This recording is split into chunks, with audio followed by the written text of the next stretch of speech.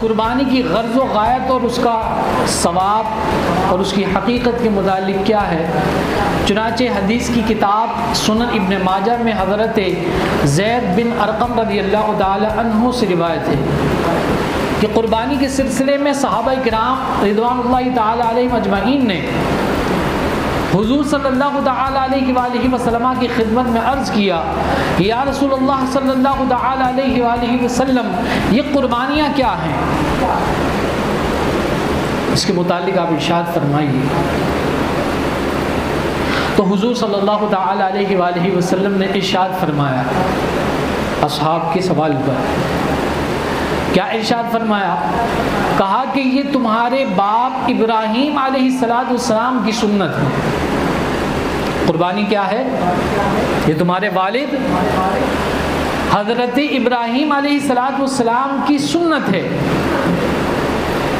تو لوگوں نے عرض کیا کہ یا رسول اللہ صلی اللہ تعالی علیہ وآلہ وسلم ہمارے لیے اس میں کیا ثواب ہے؟ اللہ تبارک و تعالیٰ نے اس میں ہمارے لیے کیا اجر رکھا ہے؟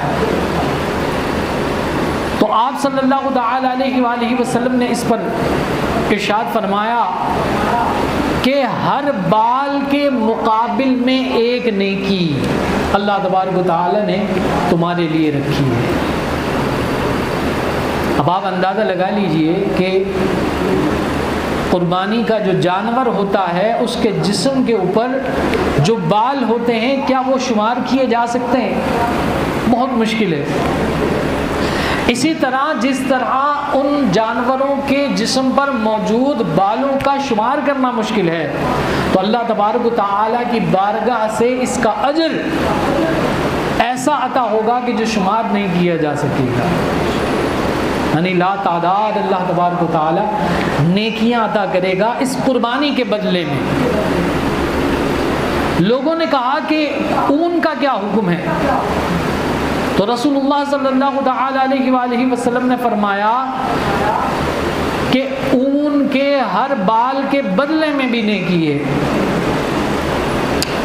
اب یہ جو احادیث مبارکہ آپ کے سامنے ذکر کی قربانی کے حکم کی، اس کے اندر بالکل وضاحت ہو گئی، اور اس کے اجر و ثواب کے بارے میں بھی یہ معلوم ہوا کہ قربانی کوئی معمولی نوعیت کا عمل نہیں ہے، بلکہ اس میں غیر معمولی اجر و ثواب ہے۔